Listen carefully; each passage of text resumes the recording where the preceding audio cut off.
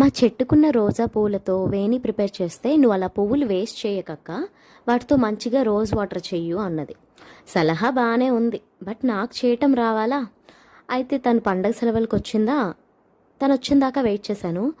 తనకి 50 రూపీస్ పెట్టి చిట్టి రోజా ఫ్లవర్స్ తీసుకొస్తే ఎంతో బాగా చేసిస్తుంది అనుకున్నా. బట్ ఇంతకీ ఆ రోజ్ వాటర్ వచ్చిందా రాలేదా అనేది మీరే చెప్పాలి.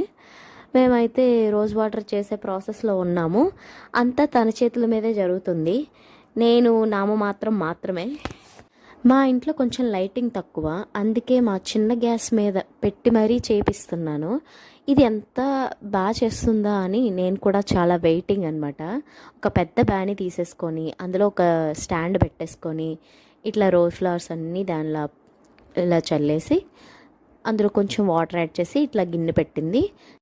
ఆవిరి బయటకు పోకుండా ఒక ప్లేట్ అయితే పెట్టింది. అయినా ఆవిరి బయటకు వచ్చేస్తుంది. ఆ ప్లేట్కి ఆ గిన్నెకి సెట్ అవ్వలేదన్నమాట. ఎలాగో చేస్తుందిలే అని నేనైతే సైడ్కి వెళ్ళిపోయా. చేసి చేసి చేసి గ్యాస్ వేస్ట్ అయింది. వాటర్ అయితే కొంచెమే వచ్చి అసలు రానేలేదు. ఇప్పటికే టైము 10 PM అట్లా అయిపోయింది. సో నేనైతే పడుకుంటాను, నువ్వు వస్తే రా, లేదంటే మానేసాయంటే అది కూడా బంద్ చేసేసింది. నెక్స్ట్ రోజు మళ్ళీ మార్నింగ్ దాన్ని మళ్ళీ స్టవ్ మీద పెట్టి వాటర్ వచ్చేదాకా వెయిట్ చేసింది. వాటర్ వచ్చాయి, కానీ ఆ ఇన్నుగోలు అని చెప్పి ఆ గులాబీ రేకులు వాటర్ కూడా అందులోనే కలిపేసింది. మొత్తం లాస్ట్కి ఇదో డికాషన్లా తయారైంది. మా అమ్మ మీకు ఏం పని పాట లేదా అని ఒక పక్క నుంచి తిట్లు అనమాట. ఇంతే గైస్, బాయ్.